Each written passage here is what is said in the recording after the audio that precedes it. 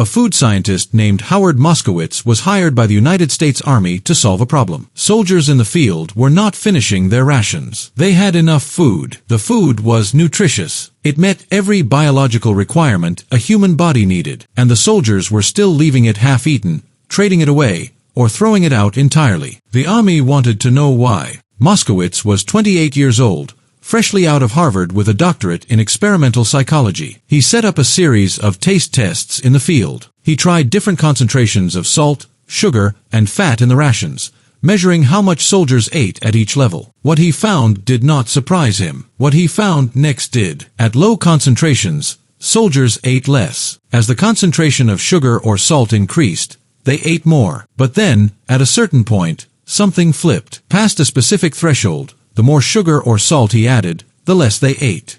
Pleasure went up, then peaked, then came back down. There was a precise point, measurable and reproducible, at which enjoyment was highest. Not the most sugar, not the most salt, a specific amount that produced maximum desire. He called it the bliss point. Moskowitz filed the finding away. He moved into the private sector.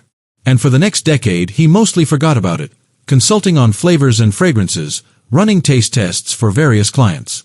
Then, in 1986, he got a call from Pepsi. They had a problem with Diet Pepsi.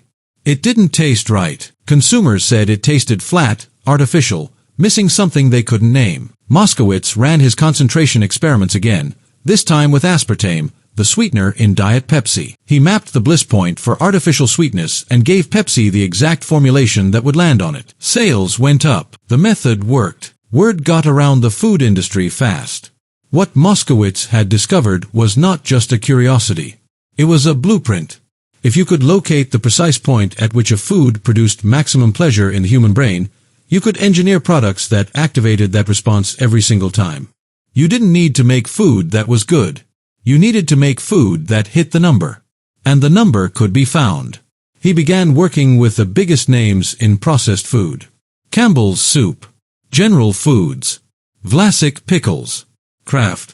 Each project followed the same basic structure. Moskowitz would design hundreds of variations of a product, varying levels of sugar, salt, fat, texture, temperature, and mouthfeel. Human testers would rate each variation. The data would be mapped. The bliss point would be located. And the winning formula would go into production.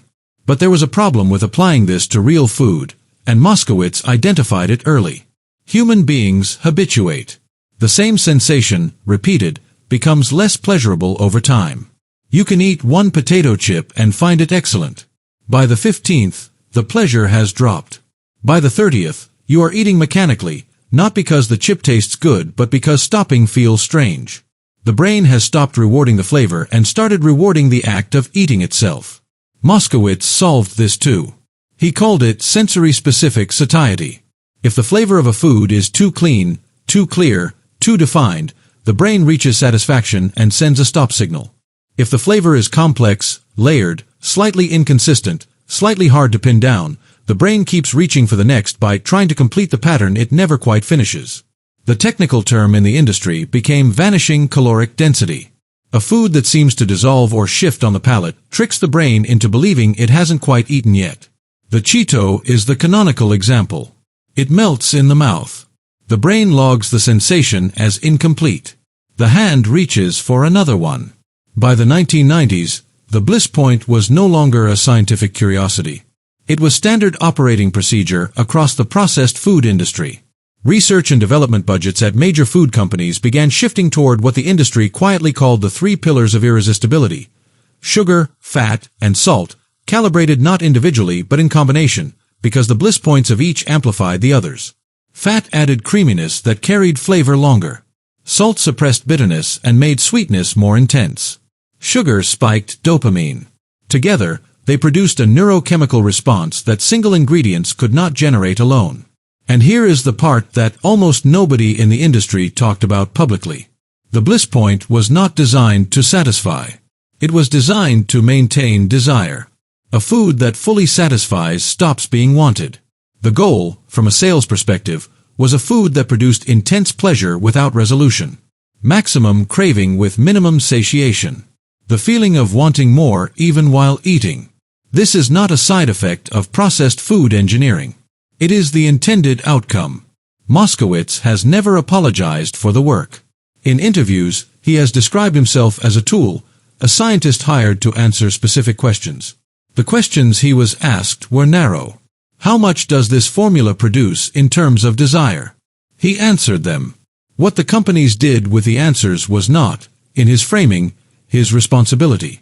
Michael Moss, a journalist who spent years investigating the processed food industry, interviewed Moskowitz extensively for his 2013 book Salt, Sugar, Fat. In one of those conversations, Moskowitz said something that Moss found impossible to dismiss. He told Moss that the industry had not simply found ways to make food more appealing. It had found ways to make food specifically engineered to override the brain's natural stop signals. Not to satisfy hunger. To disable the mechanism that ends it.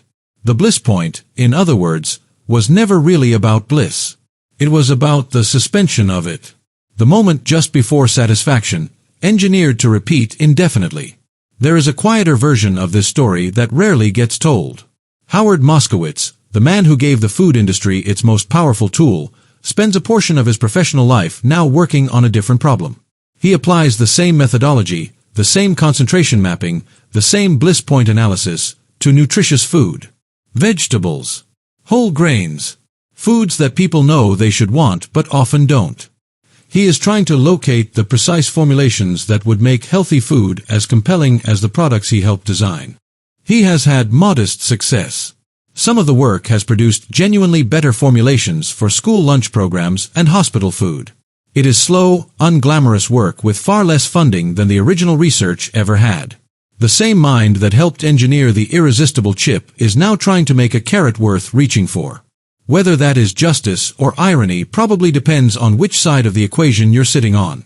But the underlying fact has not changed since 1972, when a 28-year-old psychologist watched soldiers leave their food half-eaten and started measuring pleasure.